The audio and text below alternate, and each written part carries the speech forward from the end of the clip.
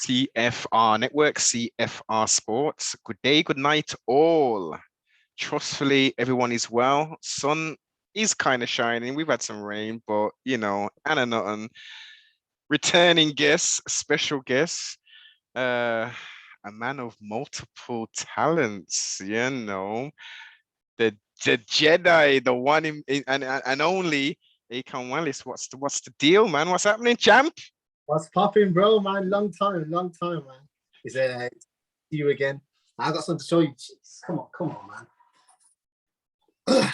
Champ life. Oh, baby. Excellent, man. Congratulations on a excellent performance with a very tough competitor to win the inaugural lightweights. Yeah. Let's not just talk the thing down. Let's not talk it down, man. For sure, Epic, it's man. Achievement, and I'm proud of myself on this one. Like my opponent was saying, he said my belly, but he underestimated the Force, underestimated the Jedi. Yes. For the Return of the Sith, you decide. I'll go. I'm old school, man. So we'll go Jedi, man. We'll go Jedi. Yeah, but yeah, man, it's again, as per our first conversation, and the talent levels that you possess and your fellow athletes as well at Renegade, it's a matter of time, man. It's a matter of time. Really is, man. Like we were saying, it's a beautiful year for Birmingham right now, a beautiful year for Renegade Jiu-Jitsu, and you got Leon fighting for the title, going to collect that title, bringing the UFC title back to Birmingham will be massive. All of us, just give us that extra push, that extra oomph, and for years we've been climbing. Years, everyone's been climbing, and you like you said, what we spoke about earlier, Aiden, Fabian, everyone, Tom, Breeze, myself, Jai Herbert. Don't forget the light guys. We've got Jake Hadley. Of course. I mean, like it's crazy. Even Nat, people don't speak about Natty that much as well, but Matthias Frederick, killer. Do you know what I mean? As well over in Cage Warriors. So, and that's all from my gym. It's mad. This is it, and we got amateurs on the come up as well. So let's not forget that. Yeah, man. You know what I mean? So it's sick, man. It's sick. It's just a testimony to that we're doing things right, and gym. You know what I mean? Don't mess with Birmingham. 100%. I mean, because historically, it's London who's known for for everything really, the culture, quote unquote, music. The fighters and all that. Apart from Bisping, obviously coming from a little bit up north, but Brum was slept on until Rocky came on the scene, and now everyone's bubbling up, and steel sharpens steel. Steel sharpens steel, and he still was slept on for a long time. Man was collecting, I think it was 7-fight win streak. People are like, look at him now. Yeah, now and after this victory, you can't say nothing. Undeniable, mate. This should have happened a long time ago. Of course, man. I agree. And I think I'm gonna set the road plan. Slightly off yourself with one, but since we're talking about Rocky, tough fight with Usman, the nightmare himself. But he gets past that, gets the win, and he gets payback for the assaults in damn London from the running man, aka Jorge Masvidal. It's mad because that fight just dwindled away. Like what? Like where did it go? Man act like they had short memories and that. But I know Leon, don't forget shit. I pay for it in training all the time. I'll say something to Leon or do something outside of training, or you pay for it. Do you know what I mean? But I remember that time. Big brother man and that. But you see, I think that's going to be more of an incentive, as you say. It's like, yeah, clearly there was some kind of thing on the running man side where it was like, look, I'm going to lose this thing. I'm on a nice little bubble now. Let me just bubble up a little bit more. But as soon as that belt comes into play, he's going to be like, yeah, let's get that money. I'm going to lose, but let's get that money. Strategically, like I get it from a managerial perspective. smart, fair play. Mm-hmm. Mm-hmm. It's sports entertainment as we know now, isn't it? Yeah. Like that's why I come out with my bad boy entrances and that. So if you guys haven't seen my entrances, go check them out. We'll make sure. Classic. This is the kind of stuff that you're going to sit back in 10, 20 years and you're going to be saying, see the walkout? You see that there? No one was really doing it like that in this era, you know what I mean? Before me, maybe like on the come up, because you remember how exciting some of the entrances and walkouts used to be. I remember Colin Fletcher. I was talking to my girl the other day, and I was obviously we were discussing about future plans with entrances and our future fights and stuff like that. And I was telling her about another guy who used to come out all the time. Do you remember Colin Fletcher? And he used to come out, freak show. He used to come out. People, no matter if you won or lost, people just used to just come to watch. Oh, what is my man coming out next? Yeah. What's he doing next? And he used to have so many fans doing it, like so because of that. And that's something to take note to younger UFC, younger MMA fighters out there and stuff like that. Don't forget the entertainment side. Be you, of course, be you, but definitely think of ways you can put asses on seats. It'll be very beneficial for you in the future and the longevity. That little niche, that little something that separates. Oh yeah, he's a good fighter, but also, you know what? Like for instance, here's a good example. I don't necessarily like some of the stuff he does, but it was very entertaining. Did you watch the press conference yesterday? With who? Sean Strickland. Oh no, I haven't seen his. I'm watching the ceremony wanes. You know about for the fight that's happening this week? Yes, exactly. So yes, last night I thought, oh, press conference, okay. It was interesting. You know, Max was quite lively and stuff. I'm tripping. I've seen the little clip between Israel and Sean Strickland. I've seen that. Okay, so but there was more than that. This is what I'm saying. There was more than that, and this is the thing. This gets people talking, not necessarily about him as a fighter. I mean, because he's a talented, aggressive, you know, hardcore kind of guy. And this extra stuff that he's doing, again, is bringing eyes for the. I mean, I think some of the stuff he says is very extreme. Again, he's standing up. Yeah. You see that fat guy over there with the hat on. Yeah. You see, people like him who are disrespecting us athletes up here.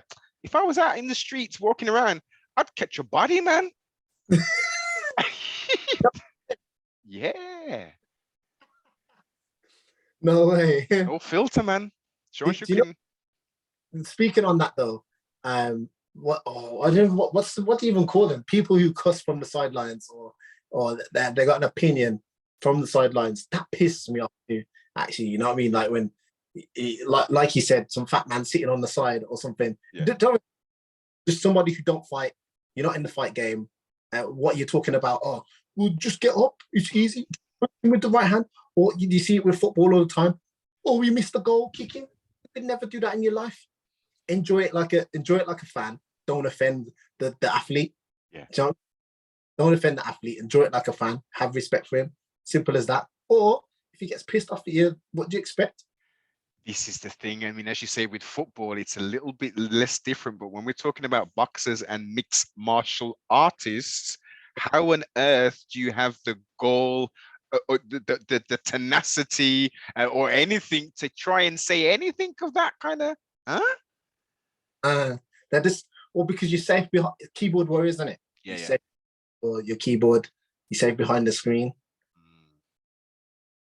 But what's the man that cussing? Couldn't even run up the flight of stairs without gassing.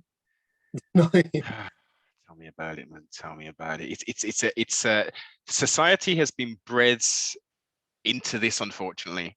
I think we haven't allowed this. We haven't said, you know, this behavior is acceptable.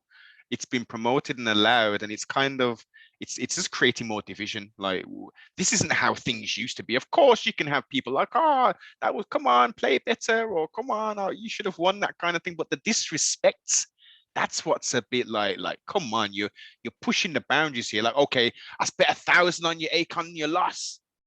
Yeah. That's cool. You bet 1,000, but he's not saying, you're a so-and-so, you are, you know, you're. That's the wrong part. Get me? When you start offending man's race, start offending man man's mom, that sort of, all this people's family and that sort of stuff. That, for me, that's crossing the line, man. That's peak. Peak. What? Well, we're getting out of that. We're getting out of that. There's only a few, especially on like fighters, for instance, who are on that disrespectful vibe. Generally, it's, there might be a little talk, of course. Oh, I'm better than you. And every fighter should be thinking that they're better than the other person. Otherwise, what's the point of fighting? Yeah. I've always said that, whether you think you're going to win or you think you're going to lose, you're right. Do you know what I mean? Whatever you believe, if you don't believe that you can win this fight, then you're not going to get gifted to you. And the other man believes he can win. 9 times out of 10, 9.5 times out of 10, the person that believes the most, that wants the most, is going to win the fight. Intent, the hours of training, the potential blood, but most definitely sweat. That as you prepared, as we've said before, speaking to many fighters, the hardest thing is the preparation. Yeah. The hardest thing is a fucking diet, man. Jesus Christ. I love the process of training. I love going in the gym. I love the hard rounds. I love I can't even lift my arms when I get into my bed and stuff like that. But the hardest part is not eating Jaffa cakes for 5 weeks or something like that. That is tough, man. I love it. Funny you say that, because I saw that the first video that you put out. What have you got with you? Well, I didn't have I only had 2 with me. I only had 2, but they were the 12 Jaffa cake boxes, because that's all I could fit in my suitcase. Because I didn't know if I went to Amsterdam that they would sell Jaffa cakes or not. I couldn't take that risk, so I pre-packed them in my suitcase, bought them before I flew out, and I was like, please, Lord, give me strength. Don't let me touch these, because I'll do it. I hid them away, and just they made it. That's it. That's the treat, man. That's part of the prize, isn't it? And that process right there, the dieting process, for me personally, that's the toughest part, man. If the training's easy, I can go train with a full belly. Yeah, coach. I'm working. But when you have to not eat this, not eat that, not indulge in the stuff that you love. Nah. That's hard. Of course, but this is all part of building that character, the sacrifice for the ultimate glory of the win, the performance, you know what I mean? Not to go out there and think, you know what, well, I felt a bit flat. The reason I felt a bit flat because I wasn't doing my dietary thing properly, and then the weight cut was even more terrible. It's all part of it, man, and it's every little inch that you can gain here or there helps in the fight. Do you know what I mean? So I had a beautiful weight cut this fight and a beautiful reload. I didn't touch one Jaffa cake because that thought maybe if I put this rubbish into my body, this no disrespect to Jaffa cakes, I love you, but if I put this rubbish into my body, you are what you eat. It's gonna come out. You know what I mean? I need to put fuel into my body, just good fuel, ready to fight. Do you know what I mean? And then I can enjoy the Jaffa cakes after. I've said Jaffa cakes about 50 times today now. That's it. Ain't nothing, man. They're the thing. As I said, back in the day when I was a youngster, I remember them well, man. My mouth's actually watering just thinking about them, but now I've got more of a mature palate.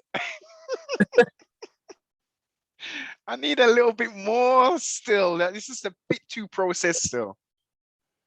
Did we say the too processed? Yeah.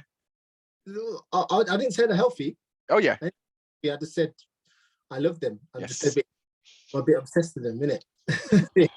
The Jaffa man. Listen, is it still McVitie's that deal with them? Listen, McVitie's still deal with them. McVitie's, listen, if you want to spot the next up and coming pound for pound greatest champ, hit me up. Let's go. I just saw the box. I literally just saw the Jaffa box with you on it, with your hand extended, Jedi edition. You know what I mean? That's it. Yep. Let's go. You see, we've spoken this into the atmosphere of sorts, and trustfully, this will be manifested into the physical. And when that happens, just remember this year, man. I will, man. So you're planning, as you said, you're planning to be an active champion, and you're looking to potentially defend as soon as possible, in essence, right? Yeah, of course, man. The layoff I've had, I had 18 months. Was it 18 months or probably just over 18 months? And then I had a fight on a show called Contenders, and then I've lined up this fight. So it's been, 2 fights in 2 years. That's not like me. When I started this, I've always been active. So obviously everyone's had a lot of troubles inside and outside of the cage, getting fights in the first place, for all the stuff that we've been through. But that's definitely not how I want it to go. I want to be 4-5 fights in a year. Really, this game is short. So I'm not trying to like sit on my ass and chill. I'm trying to get to the top and go as far as I can with this sport. And in order to do that, you need fights. Yeah. So plain and simple. Are you restricted in this with this promotion in regards to doing maybe kickboxing in or boxing in other sort of promotions? I'm not. I am not. I do have a multi-fight contract with these guys, but we're great. Like we're good with each other. But me personally, I wouldn't do any boxing fights or anything like that anyway. I'm really focused on MMA, and really want to be as active as possible in MMA. The only thing I would do is maybe like a jiu-jitsu competition here or there, because I just see them as like training. A lot of fighters say that. Yeah, but if I would do a boxing, I would do obviously, done the TV thing. I've been doing well on TikTok. If there's some TikTok people want to get smacked up. Oh my God, you're not speaking it into reality again, are you? I'm seeing it, man. There's a rise of these TikTok fight personalities versus other YouTubers and this and that. I've seen them about, man. You got KSI, you got other people out there that box now from YouTube or TikTok and stuff like that. And hey, yeah, get the checks ready. Let's go. Exactly. But wait a minute, doesn't your promotion, don't they do a similar sort of thing that one does, where it's mixed martial arts and they've got kickboxing on the same cards? Or did I misread this? I don't. I think they're doing another show. I don't think I see it myself. Like I was so focused on my event. I heard that they were doing an event in the morning, but I don't know. I didn't see it. I'm not sure if it's actual LFL, but I think it might be the owners that own LFL too. I don't know. Okay. But definitely LFL was just, they had amateurs. They had 3 amateur fights on the card, and then they had 7 pro fights. So it was all right. And what was your experience over there in the old Deutschland? Everyone was nice, man. Like the freaking taxis were like London plus prices. Of course. But other than that, me and my girl, we went over there. We got a nice little apartment, made it nice and comfortable for me. And then, going over there and going to fight, the weighing process was good. The stuff was good to see all that again. All the promo, standing face to face with my opponent was sick. Yeah, man, they treated us nicely. I got to do my walkout, nice little walkout. Good cage. I like the cage. And commentators, seeing Alistair Overeem, I don't think he liked me, when I seen him. What makes you say that, mate? Come on. Because I was fighting one of his own, even though the guy's Albanian, but I think he's from Holland, you know what I mean? Yes. So, which is sick, because I think Alistair Overeem, I didn't even get a chance to talk to him. I don't know what he was doing at LFL. But that's sick that like big freaking legendary fighters are involved in the promotion. That's only going to be better for myself and everyone else around related to LFL. And I seen another champion kickboxer as well. I can't remember his name. It's a really tall Dutch kickboxer. Dark hair. Nah, bald head. Dark, tall. I can't think. I forgot. When I met him, I knew who he was. I was like, my brother. I can't remember his name. At all. Then as soon as I Google him. Yeah. Is he active? Yeah, he's fighting this weekend, I swear. Okay. Glory. Glory champion. This is gonna kill me. Man, it's a Holst. No, not. I'm thinking of Nikki Holston, but that's a right different promotion. We'll he's get it. Yeah, we'll get it. We'll get it. But yeah. So to see that they are there like with the promotion and stuff like that, that's dope. It's cool, man. To see, you know, Tom Breeze as well. I got so much respect and admiration for him. To see him fighting on the same card as well. Like I was co-main event in that, where he was main event in. It's dope. It's very inspirational. And yeah, man, it's sick. But yeah, going back to Alistair Overeem, I looked at him. I'm weighing in. Man was standing by my opponent, you know. So I looked at Alistair Overeem and I went, "Oh, there's Alistair Overeem." Wait, pick my hand up, man. Man's eye went like this. Oh no! You know, you can feel someone's energy. Yes. I was like, because this is the weigh-in, and my opponent was standing right there. So I'm not really one where I'm more smiley and stuff now, but when I'm fighting somebody, serious time. You know what I mean? So I wasn't gonna try fanboy Alistair Overeem. I thought, let me see him. I'll see him come fight night. Anyway, man was in my opponent's corner. We got the red corner and blue corner. My man was in the I was meant to be in the blue corner, but I got ready in the red, and they got ready in the blue. Okay. I think because they didn't want to be by me, so I wanted to be next by timing it, because obviously, yes, these are the same.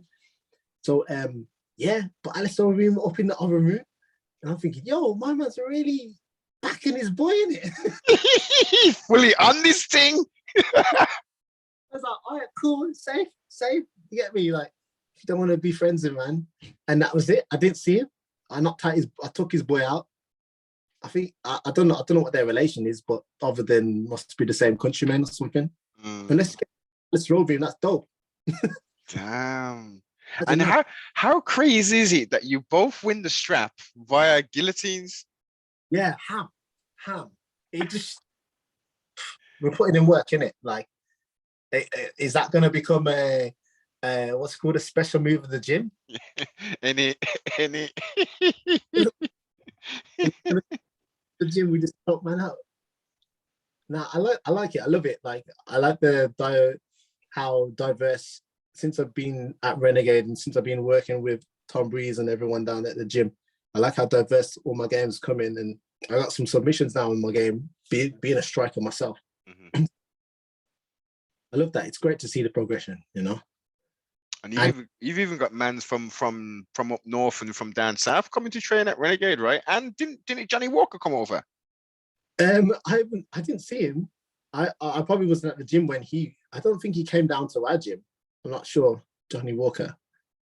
I know who you're on about. I don't think he came down to our gym in Renegade. Okay. Or maybe he did maybe I wasn't there. Sure, I saw something, man. I was thinking, my God, he's over bloody here. They kept that quiet, man. Yeah. I have to ask. Maybe I missed that one. But that shows the levels of the thing. It does, man. It really does. The level of the thing, man. It's mad.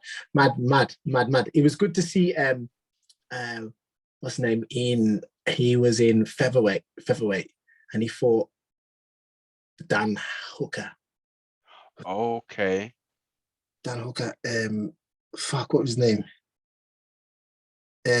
Allen. Tom Allen. No, not Tom Allen.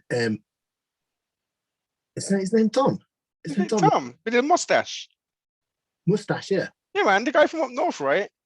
From Manchester. Yeah. Is he from Manchester or something, right? As well. No, not Manchester.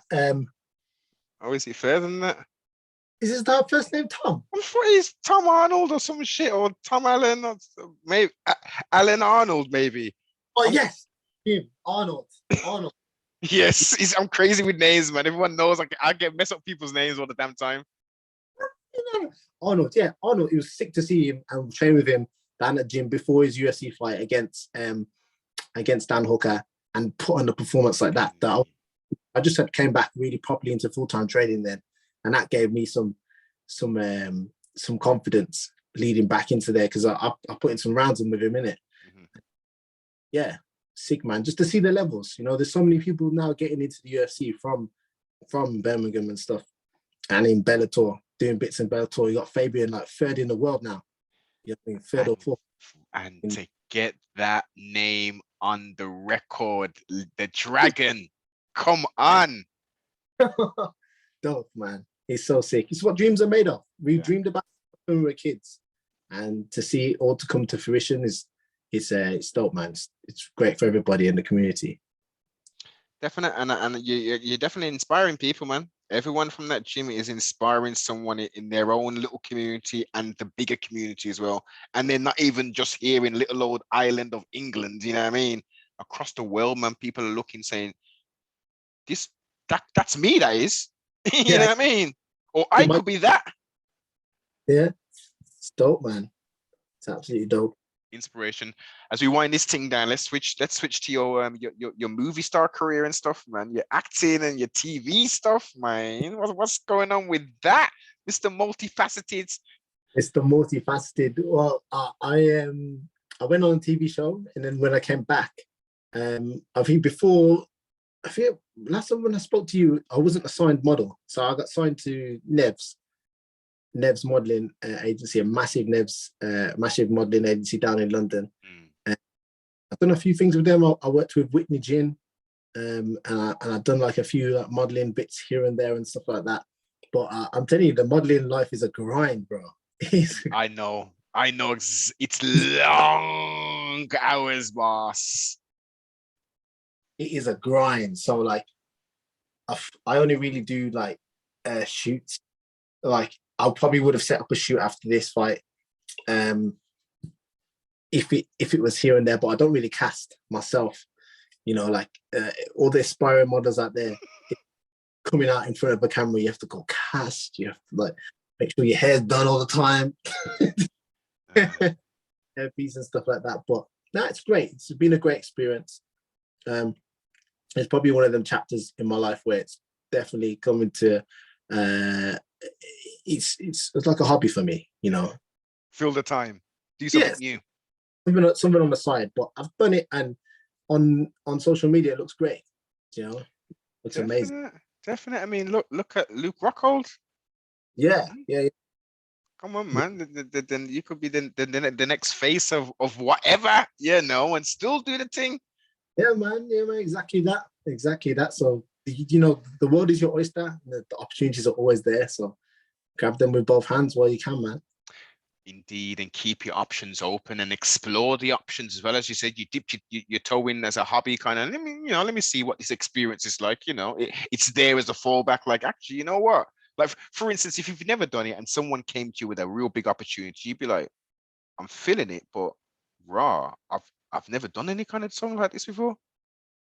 Yeah, I wouldn't know what to do, what to ask for, but it's definitely helped me out in the fight game too. You know, like working with sponsors and, you know, just you holding your image. You know, there's a lot of things about your image that we don't know about as fighters, and that managers don't really, a lot of managers don't really tell their athletes that maybe don't even know themselves. But you know, when it comes to like contracts with sponsors and with your pictures and stuff like that, like there's a lot of nitty gritties that I've learned from being a model that just helps me in fighting, which has been strange. But if you think about it, it's the same kind of industry, the entertainment industry. Definitely. So it's giving you some more behind the scenes kind of things. Of, oh, actually, well, if we're doing that, I should be actually getting this kind of thing. Like, wait a minute. Or if you don't want to do that, then I need a percentage here kind of thing, or XYZ of these photographs. Yeah, exactly that, man. But with the movie stuff, I've got a film coming out that I was in, called a Bollywood film called Ganapath. So I was a featured. Check out Bollywood star. Yo, listen, it was dope. It was actually really like Universal Pictures as well. So big boy thing, and I forgot what the main actor's called. But anyway, if you type in Ganapath, you'll see it. It's coming out in December. I don't know how long I last in there, but trust me, you'll see man's face. Proper things. Make sure you give me the links when it's ready and it's coming. Yeah, no, well, people, was it going to go straight to like a platform, or is it going to come out in the theaters and stuff? I think it's coming out in the theaters. I'm not sure when I was asking them. I think they said something like world, and it's going to be a worldwide film or something like that. But obviously, definitely going to be out in India, and then go. I think it is because there's some big boy actors, massive actors in Bollywood. There. Where was it filmed? Hey, you can. This was filmed in somewhere in London, Luton. This is a film. There's like a massive studios called Puja Studios, and massive warehouse, and they film a lot of Bollywood films over there in England, which was surprising because I thought like, oh, Bollywood film, massive Bollywood, this can't be that big in England. Like what? Yeah. But, boy, oh, I was checking out some of the two lead actors, and they got like what 50 mil, something like that. It's like what? What? Bro. I was like, oh, can I take a picture of you? So you're gonna have to brace yourself then, because I'm pretty sure people recognize you anywhere at the moment. But once and obviously with the TV stuff you've done, which we'll discuss in a little bit more detail, but when that Bollywood thing's out, everybody's gonna be all over you, brethren. Hopefully we get some Indian fans and you know what I mean, they see me at my next fight.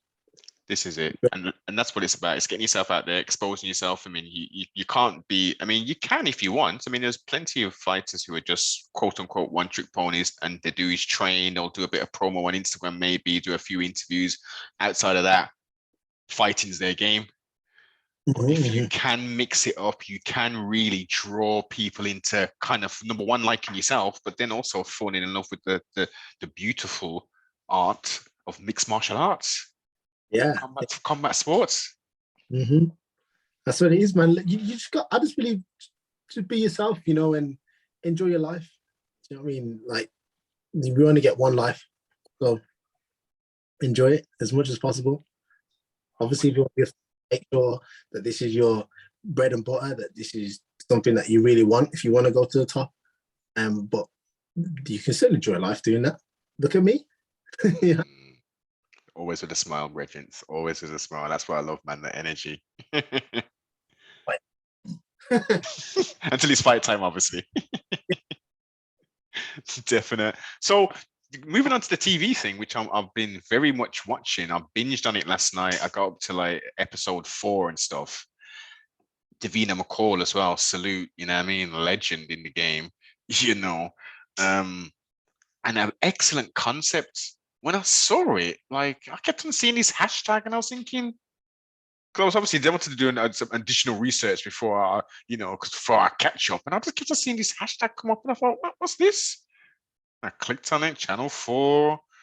I was like, it's a full-on flipping, and then it clicked because I remember you was in foreign, and I was thinking, what's my man doing? And I'm like, okay, but yeah, man, very good, very good, very good.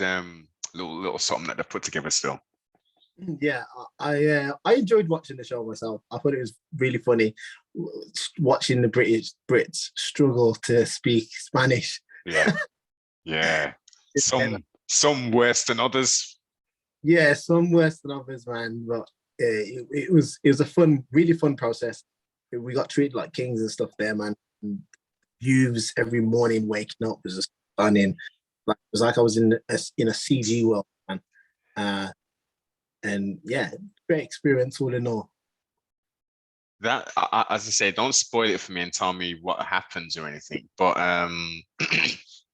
when I first saw the women, I saw the women. I thought, okay, how is this going to be pairing out, kind of thing? Who's going to go for who, kind of? And I just felt so sorry for that Albania. Yeah. The little thing, man. She got picked with the Ricky Gervais looking dude, man. He was a weirdo. No disrespect to the guy, but don't you think he looked like Ricky Gervais? Say it. That is it. Ricky Gervais, wow. Big up, Luke.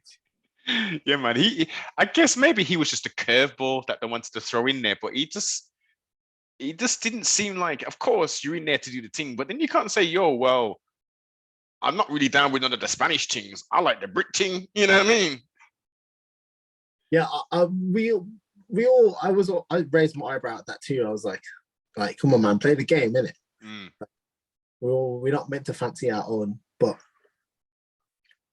we had many conversations in there, and I was like, you know what? You stay true to who you are. Can't be, bro. You know what I mean? Follow your heart, do your thing. Good points. Very good points. But at the same time, as you say, it comes first with play the game. You play the game first, you know, that this is what you've come on to do. And then in the midst or at the end of that game, you say, you know what, the game's done now, you know, but what are you saying? I mean, I really liked Albania as well, man. She was cool. She was a cool person. Girasol, which means sunflower in Spanish. Just to keep her cheerful, man, because she had a rough ride in there. Like I won't say too much because you're on episode 4, right? So just watch. Yeah. I have no doubts based upon her energy. It does seem like it's going to be quite tumultuous for her in the in that beautiful part. I mean, I don't know where on earth you were in Spain, but that was the spot. Funny spot, isn't it? Like we were somewhere in the mountains. Malaga Mountains, I think it was, by not too far from Marbella. So like the mountains in Marbella, where Marbella is beautiful anyway, and just somewhere, ridiculously beautiful. I would buy that place. Nice. Easy, and it's got land. It's not even like it's just a nice building. It's got land around it as well. Beautiful manicure gardens and all that there. I tried to escape in them bushes a few times. I mean, saying that, you bring up a good point, actually, or you're highlighting something. Reference the cameras and stuff. You came across, as I say, I'm only on 4, but you came across, I think everyone came across very natural. How was that achieved with those intrusive white domed cameras everywhere? If you watch Big Brother and stuff like that, you always hear, Love Island, that's on right now, isn't it? You always hear them say you forget about the cameras, and you, as much as you do forget about cameras. You don't, because obviously crew comes in all the time, and then like there's cameras that like get fixed and checked, and then when the cameras do move, you hear them go woo, and that sort of stuff. There's no getting away from that. No getting away from that, and the big and white, like big eye like this, you know what I mean? And they're just everywhere. But at the same time, they do just become the walls. They just become you when you're having a conversation, whether it's heated or you spent 24 hours plus 48 hours, 72 hours with another person, and that's all you know. It just becomes normal. So you do cameras a bit, and everything is heightened in there. Like all your emotions are heightened because don't forget that you've been quarantining or like being in another hotel just by yourself for nearly over a week or just a week. So you just itching to see people, you're itching to go to communicate with someone else.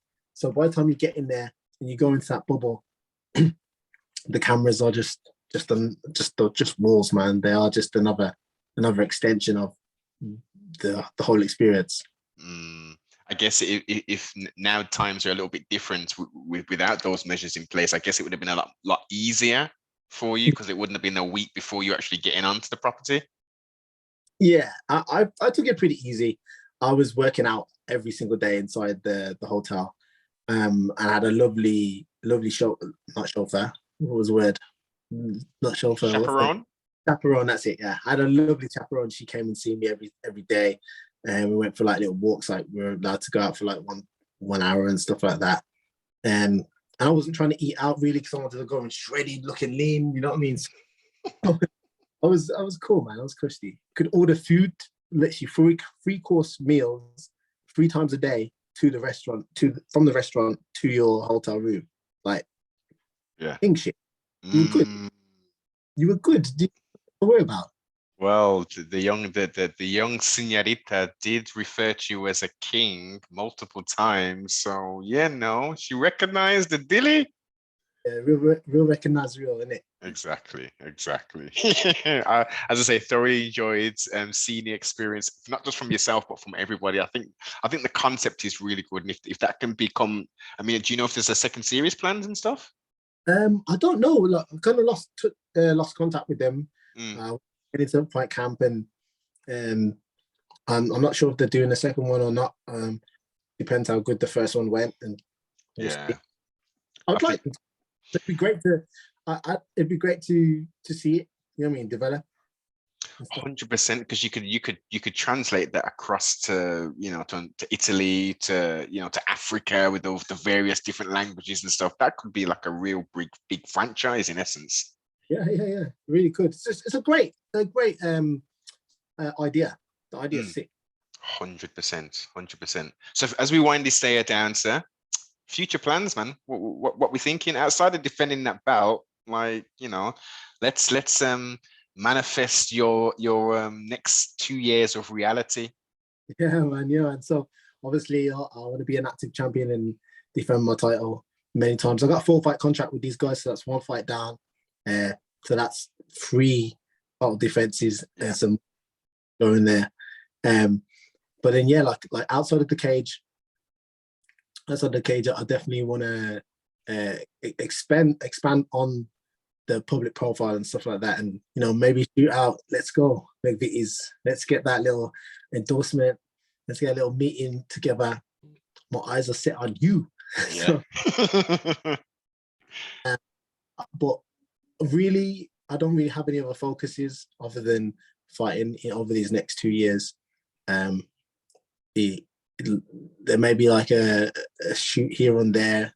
You probably check out my Instagram if I do it on a random spur. But other than that, it is kind of like I don't really have anything in my head super planned other than getting endorsement deals and fighting my way to the top.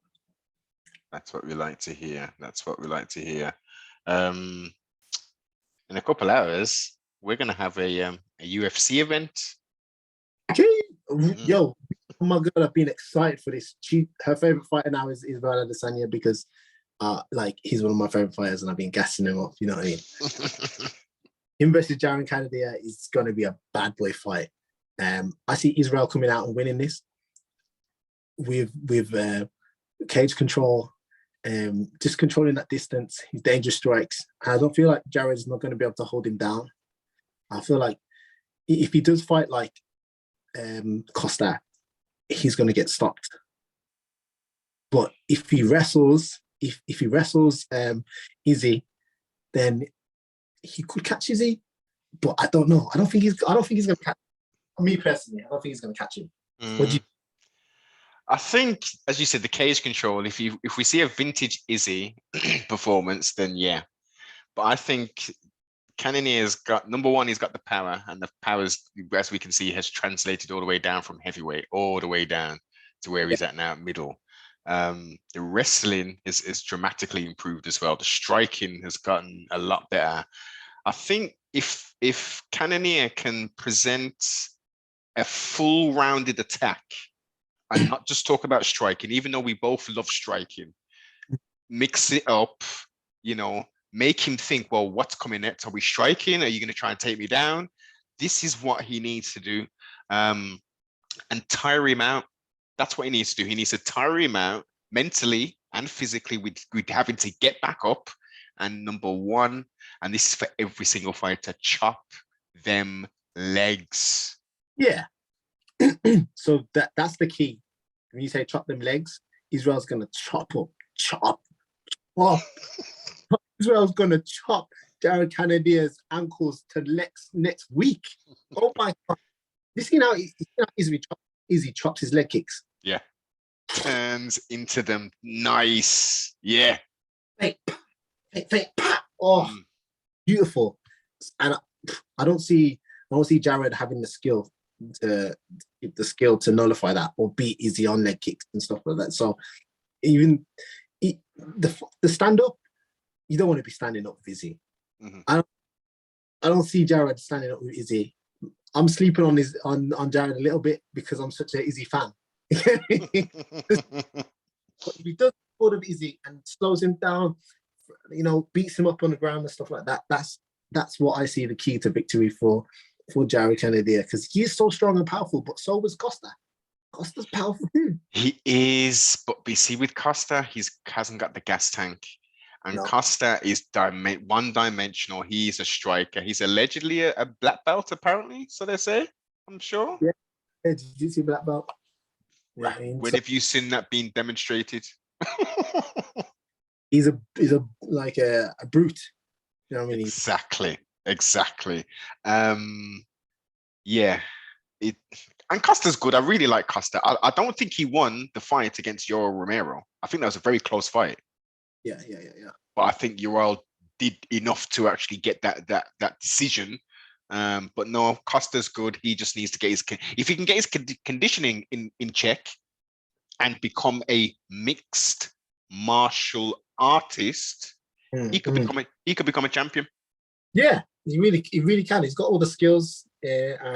He's got the attributes for it. Mm-hmm. Speaking of skills and attributes, what do you feel how Jared Cannonier is going to be across a 5-round fight? Pardon self. I think he can, as I say, cardio wise, I think he can take it. I think he can definitely take it. But as you've highlighted, it's those leg kicks. As long as he needs to be in close. He needs to be pushing the pace, pushing him outside of that circle towards the cage.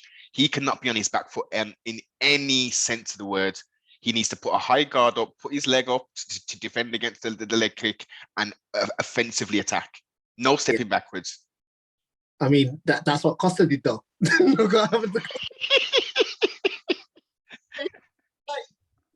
Costa Romero. Yeah. And got well, you see, you bring in the soldier of God into it again. Now that Izzy and your Romero fight, Yoel Romero, even mixing the two words together, very boring, unfortunately. Boring, super. But if you look at it, I mean, that blow that knocked Izzy to the ground, that was a significant strike. In that round, he should have won that round. And if we look at the low level of volume, and I'm sure I'm remembering this correctly, I'm sure did he not outstrike Izzy for significant strikes?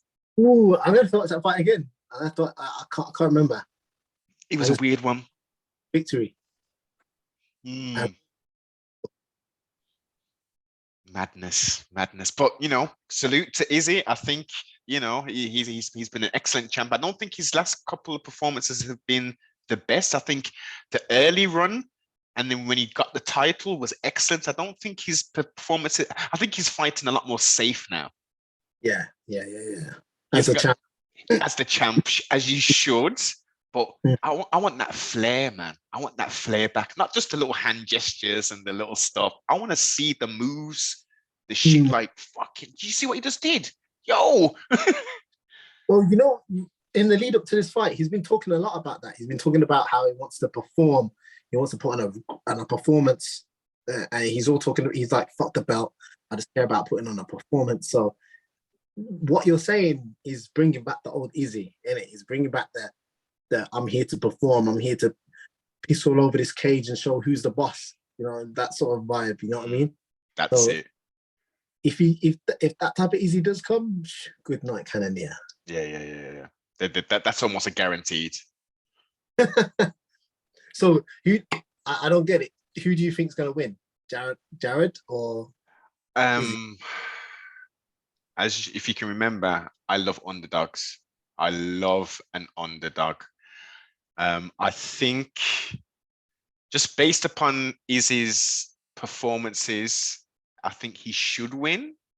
Yeah. But based upon the skill set and the mental attitude that Jared's coming in with, I think he has a more than a good chance. Outside of it being mixed martial arts, and anything can happen. You can be submitted. You can get a quick knockout. Outside of that, I really do think he's got the skills to beat Izzy. and I'd like him to. Strangely enough, I'd like the mix up. I know there would be an immediate rematch, but I would just because his performance inside the ring, as I said, it's been a little bit suspect, but he's still an excellent champ. You know what I mean? I just think his head, it's filling with so much helium at the moment. Like he's gotta like tie weights on his ankle to keep him down. Yeah. I mean, that's what comes with being the champ, though, isn't it? I guess you become untouchable, isn't it? Look at them all, Connor. You know, like the John Jones, great example of filling his head with helium.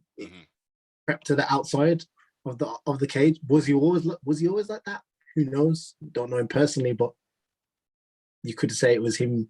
All his victories, becoming unstoppable. Oh, fuck, I'm the champion of the world. I can do whatever I want. Yeah, do whatever I want. You know what I mean? This is my time. Well, look, we can buck the trend of that because is his countryman Usman. He ain't really on that. I mean, he's flossing, but he, True. Older guy though. He's an older guy. True that. Yeah. You know, with that what's it called? Maturity. With that maturity, he's older guy. He's got kids, family. He's grounded. You know, like Khabib train. What he was thinking about was training God, and his dad. Do you know what I mean? Unbeatable like that. You're not focused on other stuff. Not focused on partying. I think partying definitely kills your career, man. It's like, you know what I mean? I guess it depends because a lot of athletes start very young, especially in America. They're starting like 6 wrestling and all kind of stupid shit. Yeah. Now, like here, it's a little bit different. Unless you're like in a very athletic family, and okay, you start off and you're going to do track and swimming, you can play tennis and all that kind of stuff. Generally, we'll have our fun at an early age. And you'll get to maybe 16, 17, and you're like, I've had my fun now, kind of thing. I'm really interested in bossing people's head tops. Yeah. You're drinking Cactus Jack. White lightning. The toxic stuff, the cider.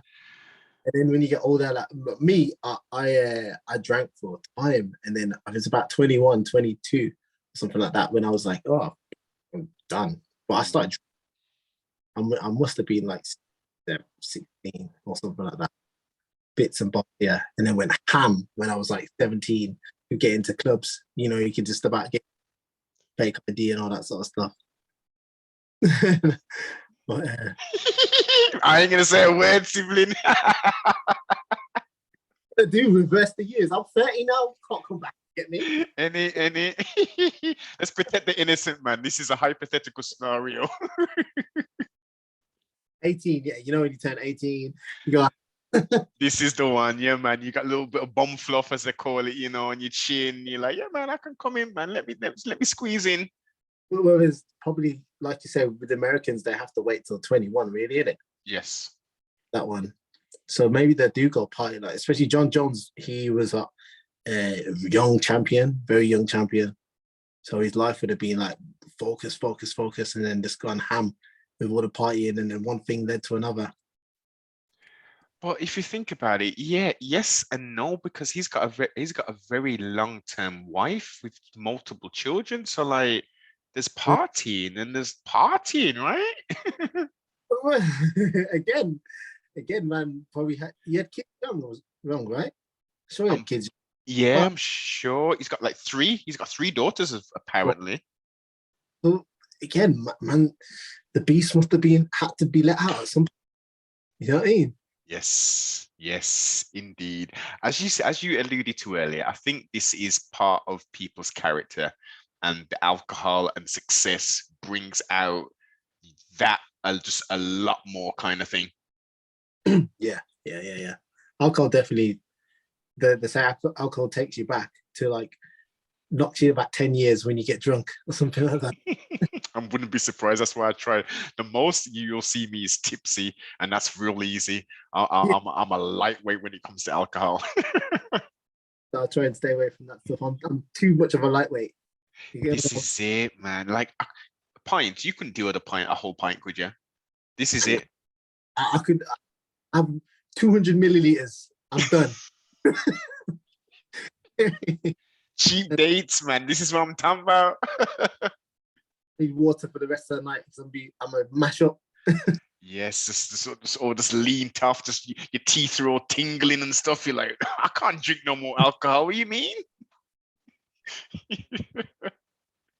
Madness. Hey, so Volkanovski, Holloway 3. Yes. I like it. I'm hoping it's going to be another close fight. I like Max winning though. Is it because you're a historical Max fan? I'm a historical Max fan. That's what I'm biased with all this. I'd be a very bad commentator because I'd be like, I want that guy to win. Why? Yeah. But still, I'm a historical Max guy. I like the way he fights. I love some of the fights he's been in, and Volkanov. I don't really like. I rate him, but if I had to support somebody, it'd be Max. Like I just like Max's personality more. Like Max is more of a star for me. I like it. Yeah, and I think that is due to how long he's been in the UFC. Number one, he's very much his personality, which has grown so much, over the last sort of 5 years, I would say. And Volkanovski being so new, and I don't think he's had as much of a push UFC wise. No, I don't think he has either. I hardly see him unless he's with Izzy. Exactly. It's like he's and no disrespect because he's undefeated. Come on, in the UFC, he's undefeated. He's a killer, absolute killer. He's one of the greatest. He's in the pound for pound list. I think, what is he, number 2 or 3? 3, I think he is. Yeah. Yeah, sick. That's dope. It's a pity. It's a pity. I don't know what the politics is going on. Why he's not getting the push that he should be, because like he's representing like Australia. Is it Australia? Was it New Zealand? I can't remember. I think it's New Zealand that he's from. Yeah, but that, like, come on, that's like that's a big plate. Well, it's a big market, at least Australia, New Zealand. That's a massive market. They're doing bits themselves, man. They've got like 2 champions now, and a couple of other guys that are really coming up. Do you know what I mean? So that part of the country is doing well, man. I watched the Australian president the other day give the press conference. If you've seen them, you got Izzy, Volkanovski, and another dude that's fighting on that card as well. Oh, the little yeah. Yes. Flipping now. Yeah, so they're doing bits. I like that. But if I had to choose Volkanovski versus Max, I like Max, man. I'm picking Max every time I'm playing PS4. Yeah, but you see, the problem with that is you would have, like myself, picked Max the 3 times before. Yeah. And historically, unfortunately, for some reason, the judges have been so up, like, no, Max didn't win any of these 3 last contests. 2 with him in it. It's 2 in it. So I have 2 fights with him. 2, yes, sorry, 2. But still, Max can't lose this one, or else it's the nail in the coffin. So paint that scenario then, nail in the coffin. Featherweight, he's gonna have to move up in essence, is what you're saying. Nah.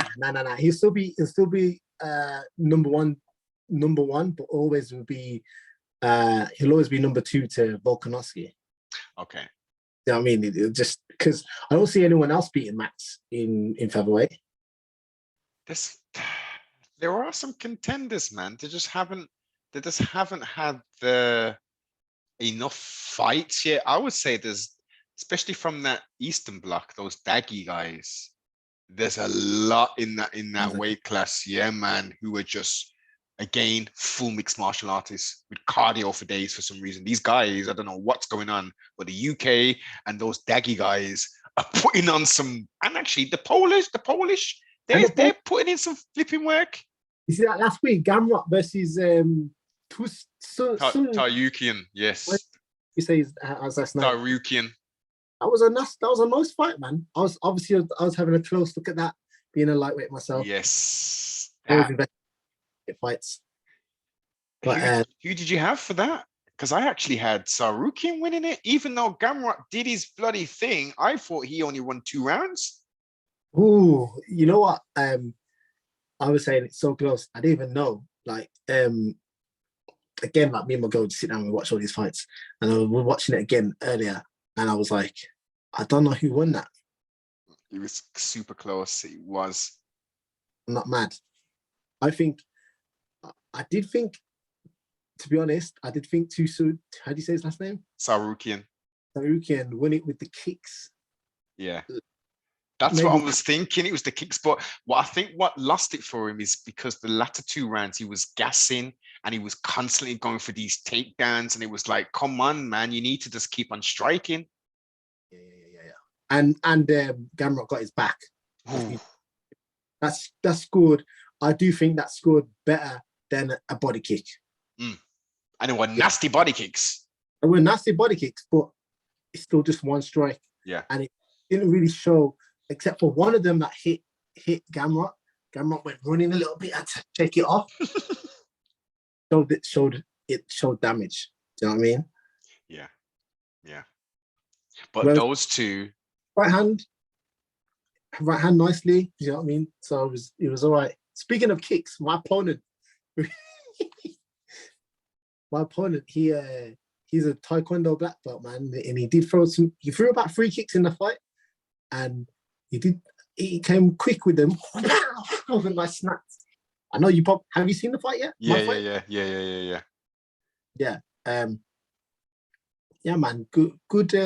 Yeah, man. Every time the kick was coming, I knew what I wanted to counter with. You know, and I did catch him. Sat him on his ass about 2-3 times. Every time I know the left kick's coming straight away, and it was like clockwork. Boom. But what I was surprised about was that he wrestled, man.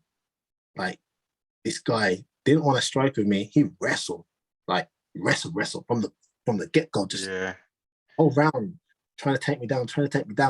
And I was shocked by that. Good job I had the wrestling in the tank. You know? This is it. But what does that show to you? He didn't want to stand? That shows to me that's what I said in the interview. I said it's a compliment to my own stand-up and my striking that this guy didn't want to stand up with me. It's like I came in this fight expecting, I always expect unexpected, but I came into this fight expecting a stand, like him to be like for me to have to take him down. Yeah.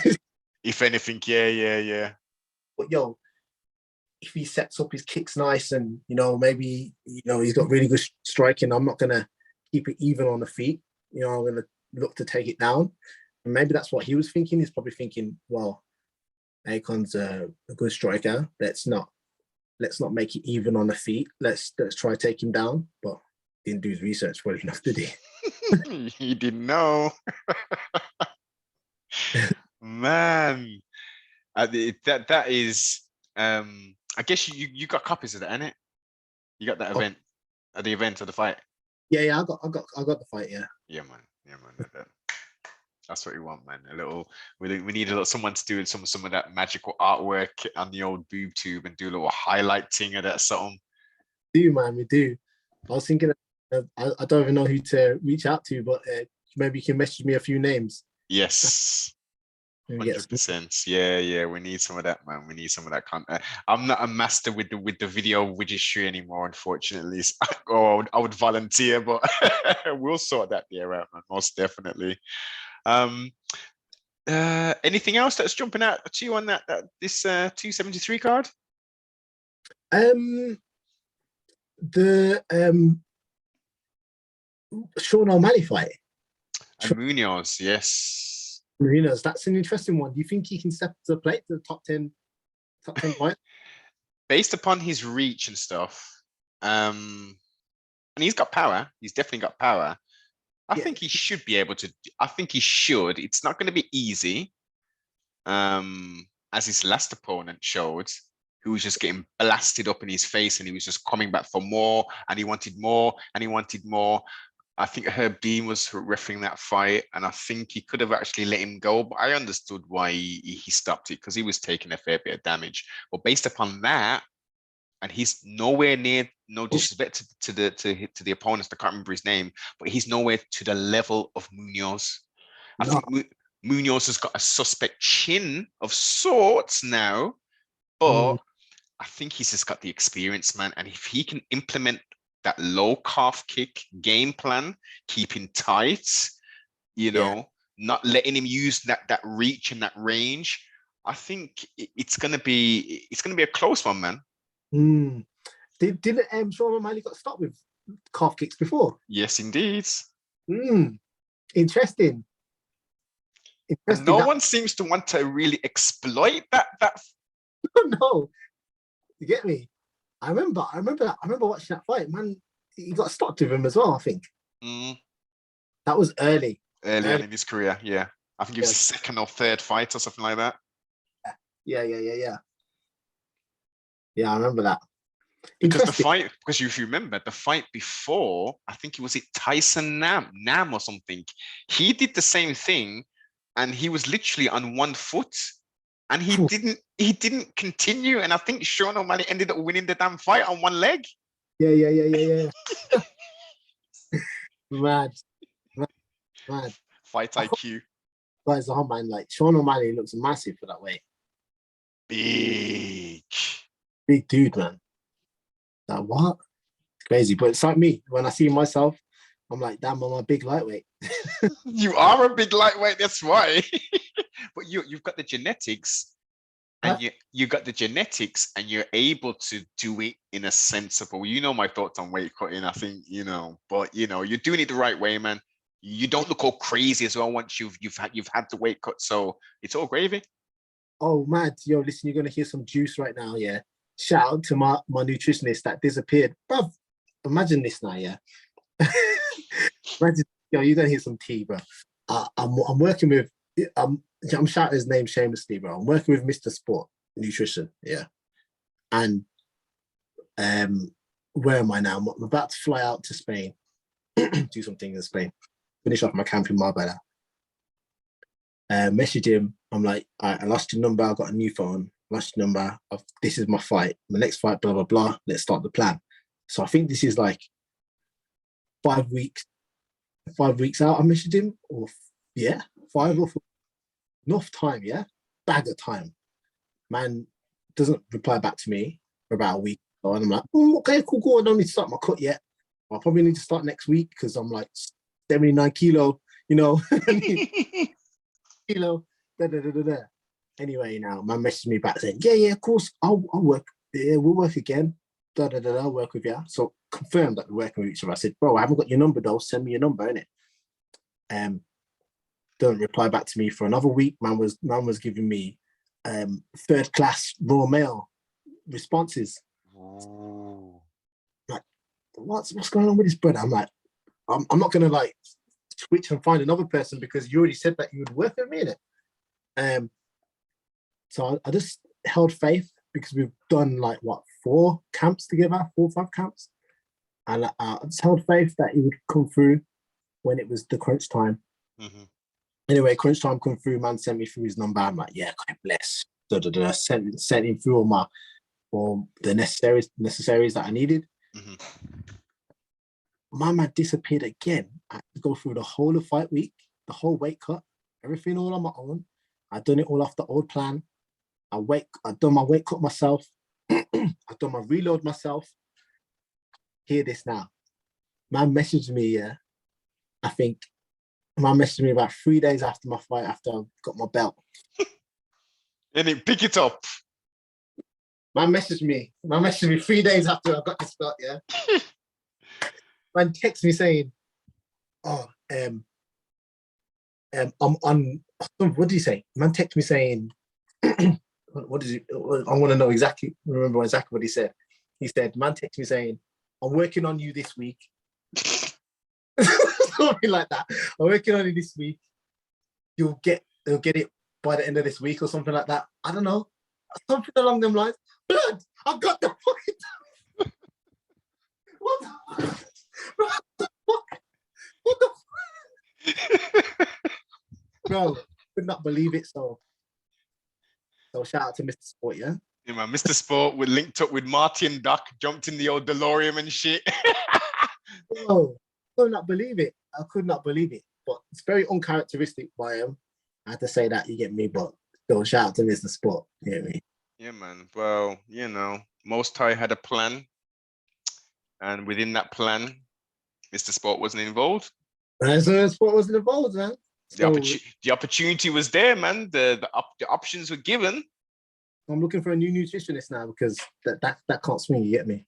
Never. Never. And not even a like, listen, this is what happened, a million apologies, blah, blah, blah.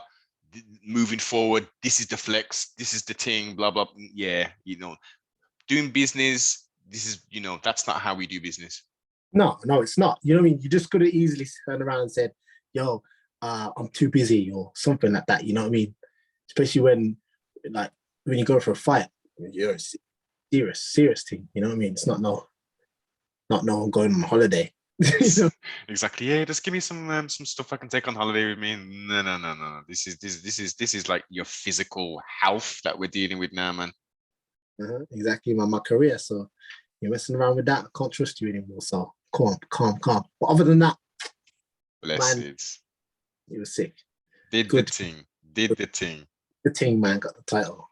Excellent. Yeah, man. Jedi. Pleasure. Excellent build, man. Thoroughly enjoyed it. I'm so happy that you're fulfilling your dreams, champ life, that champ walk, that champ mentality and all that there, defending that strap, and more good things to come, man. Yeah, man. Respect, man. It's been a pleasure to talk to you again, man. And we'll do this again soon. Like you said, man, let me know when you're coming down. And yes. We'll do it again, yeah?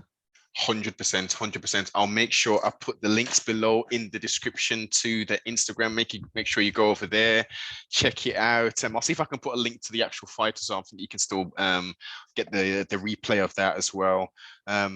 Watch out for this this Bromstar, man. Watch out for this Bromstar. On the rise, man. Champ life. Yo, champ life, champ life is eating about 5,000-6,000 calories a day right now. Definite. Make sure you go over there, follow, like, comment, subscribe, share, tell a friend to tell a friend. We out. Peace.